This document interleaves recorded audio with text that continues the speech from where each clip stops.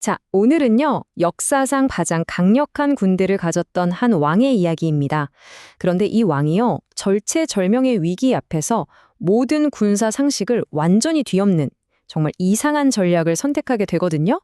대체 무슨 이야기인지 지금부터 한번 들어가 보시죠. 여러분, 살다 보면 정말, 이건 진짜 안 되겠다 싶은 순간이 있잖아요. 승산이 전혀 안 보이고 사방이 꽉 막힌 것 같은 그런 상황 말이에요. 자, 이럴 때 여러분은 뭘 하시나요? 오늘 이야기는 바로 이 질문, 여기서부터 시작합니다. 유다의 여호사밧 왕이 마주했던 적은요, 하나가 아니었습니다. 둘도 아니고요. 자그마치 네 나라의 연합군이었어요. 모압, 암몬, 에돔, 아람까지. 이건 뭐 그냥 국지전 수준이 아니라 나라가 통째로 사라질 수도 있는 그야말로 국가 존망의 위기였던 거죠.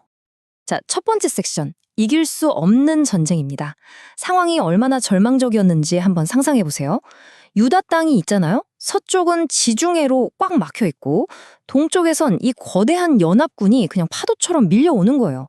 완벽하게 포위된 거죠. 뭐 전략을 짤 수도 없고 도망갈 데도 없고 진짜 말 그대로 숨이 턱턱 막히는 상황인 겁니다. 아니, 이런 상황에서 안 무서우면 그게 더 이상하죠. 그쵸? 아무리 대단한 왕이라도 나라가 망하기 직전인데 당연히 두려웠을 겁니다. 성경은 여호사밧이 먼저 두려워했다고 아주 솔직하게 기록하고 있어요. 그러니까 이 이야기는 무슨 초인적인 영웅의 이야기가 아니라는 거죠.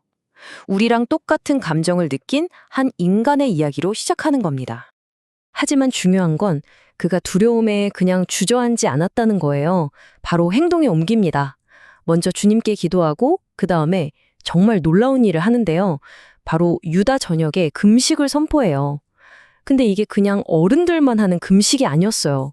남자, 여자, 아이, 심지어 갓난아기까지. 전 국민이 참여하는 금식은 역사상 처음 있는 일이었거든요. 이건 단순히 밥을 굶는 게 아니라 우리 다 멈추자. 이 문제에 진짜 해답을 찾을 때까지 모든 걸 멈추고 집중하자는 엄청난 국가적 결단이었던 거죠. 자, 두 번째 섹션입니다. 왕의 역설적인 계획. 여기서부터 이야기가 정말 흥미로워집니다. 이 위기 속에서 왕이 내놓은 계획이 진짜 상상을 초월하거든요.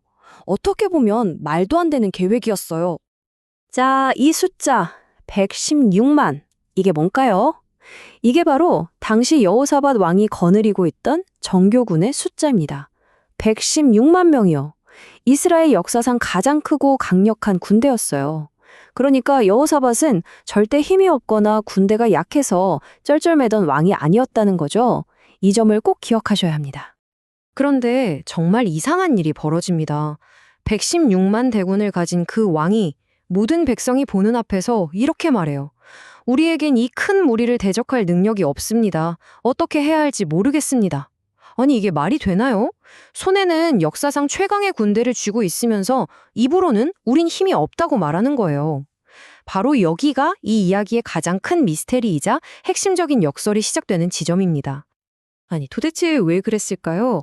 100만 대군을 가지고도 왜 무력하다고 했을까요? 그건 여호사밧이 이 전쟁의 본질을 완전히 다르게 보고 있었기 때문이에요. 그는 이게 그냥 적들이 쳐들어오는 단순한 군사적 문제가 아니라고 본 거죠. 과거에 자기가 저질렀던 큰 실수, 그러니까 악한 왕이랑 동맹을 맺었던 그 일에 대한 결과물이라고 생각한 겁니다. 아, 이건 칼과 창으로 싸워서 이길 전쟁이 아니구나. 이건 차원이 다른 문제고, 그래서 차원이 다른 해법이 필요하구나 라고 깨달은 거죠. 그래서 그가 내놓은 해법이 바로 기도였습니다. 근데 그냥 살려주세요 하는 그런 기도가 아니었어요. 아주 치밀한 3단계 전략이 담겨 있었죠. 첫째, 하나님의 절대적인 힘과 주권을 먼저 인정하고 찬양합니다. 둘째, 하나님, 옛날에 우리 이렇게 도와주셨잖아요 하면서 과거의 역사를 상기시켜요. 그리고 마지막 셋째, 바로 그 과거의 약속에 근거해서 그럼이 지금도 도와주셔야 합니다 라고 구체적으로 요구하는 거죠. 이게 바로 그의 이상한 계획의 시작이었습니다. 자, 세 번째 섹션입니다. 노래로 싸운 전투. 네, 맞아요. 잘못 들으신 게 아닙니다. 기도를 넘어서 이제 실제 행동에 나서는데 그 방식이 정말 인류 전쟁 역사상 이런 일이 있었나 싶을 정도로 기상천외합니다. 이야기의 클라이맥스죠. 이렇게 온 백성이 마음을 모아 기도하자 드디어 응답이 옵니다. 한 예언자를 통해서 메시지가 선포되죠. 두려워하지 마라. 이 전쟁은 너희에게 속한 것이 아니요 하나님께 속한 것이다. 와, 이 한 문장이요. 이제부터 벌어질 모든 일의 판도를 완전히 뒤집어 버립니다. 자, 그래서 그들의 전략이 어떻게 바뀌었는지 한번 보세요. 보통 전쟁이면 당연히 최정예 군대가 맨 앞에 서잖아요? 근데 요사밧의 전쟁에선 성가대가 맨 앞에 섭니다. 무기는요? 칼과 창이 아니라 찬양과 예배예요. 전술력? 그런 거 없습니다. 그냥 신의 지시에만 집중하는 거죠. 이걸 보면 이게 얼마나 말이 안 되는 급진적인 전략이었는지 딱 보이죠. 이건 전쟁이 아니라 거의 거대한 예배 행렬이라고 봐야죠. 이 장면을 한번 머릿속에 그려보세요. 당장이라도 적군이 덮칠지 모르는 전쟁터예요. 그런데 그 앞으로 중무장한 군대가 아니라 하얀 예복을 입은 성가대가 걸어 나갑니다. 그것도 군대보다 앞에서요. 그들의 손에는 칼 대신 악보가 들려 있었을까요? 그들의 유일한 무기는 목소리였습니다. 그리고 그 목소리로 부르는 노래, 주께 감사하세, 그의 인자하심이 영원함이로다. 이 노랫소리가 고요한 전쟁터에 울려 퍼지기 시작하는 겁니다. 바로 그 순간 정말 믿을 수 없는 일이 벌어집니다. 성가대가 노래를 시작하자마자 저 거대한 연합군 진영에서 난리가 난 거예요. 성경에는 하나님이 복병을 두셨다고 되어 있는데 이게 숨어있던 군대가 나타나서 공격했다는 뜻이 아니고요. 갑자기 연합군 자기들끼리 서로를 적으로 착각하고 싸우기 시작했다는 겁니다. 극심한 혼란 속에서 서로 죽고 죽인 거죠. 그래서 유다 군대가 현장에 도착했을 때는 싸울 필요가 없었어요. 적들은 이미 자기들끼리 싸우다 전멸해서 시체 더미가 되어 있었거든요. 자, 네 번째 섹션입니다. 찬양의 골짜기. 전투는 이렇게 좀 허무할 정도로 기적적으로 끝나버렸습니다. 그럼 그 이후에는 어떤 일이 있었을까요? 승리의 규모가 어느 정도였냐면요. 적들이 남기고 간 전리품이 너무 많아서 그걸 다 수거하는 데만 꼬박 사흘이 걸렸대요. 첫째 날 죽고 둘째 날도 죽고 셋째 날까지 계속. 상상이 가시나요? 칼 한 번 안 휘두르고 역사상 가장 큰 승리와 전리품을 얻은 거죠. 그리고 넷째 날, 이 모든 전리품 수거를 마친 뒤에 사람들이 한 골짜기에 다 같이 모입니다. 그리고 거기서 하나님을 찬양하죠. 그래서 그 골짜기 이름을 뭐라고 지었겠어요? 바로 브라가 골짜기. 히브리어로 브라가가 찬양 또는 축복이라는 뜻이거든요. 노래로 얻은 승리를 영원히 기억하기 위한 아주 상징적인 이름인 거죠. 자, 이제 마지막 섹션입니다. 그렇다면 이 놀라운 이야기를 통해 우리가 얻을 수 있는 교훈은 뭘까요?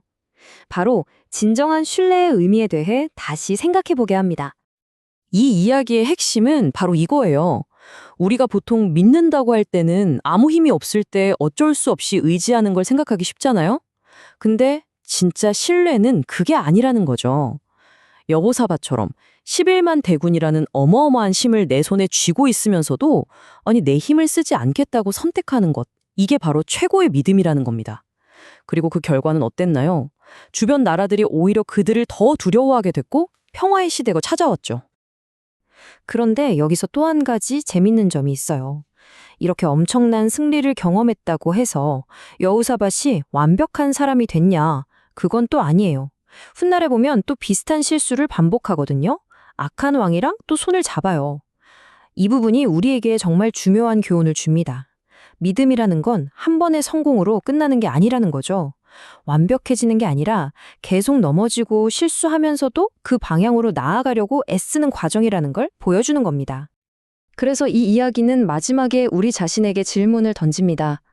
여러분에게 힘이 있을 때, 통장에 돈도 있고, 능력도 인정받고, 모든 게 잘 준비되어 있을 때, 여러분의 신뢰는 어디를 향하나요? 여러분이 가장 먼저 의지하는 것은 내 손에 쥔 그 힘인가요? 아니면 그 너머에 있는 어떤 존재인가요?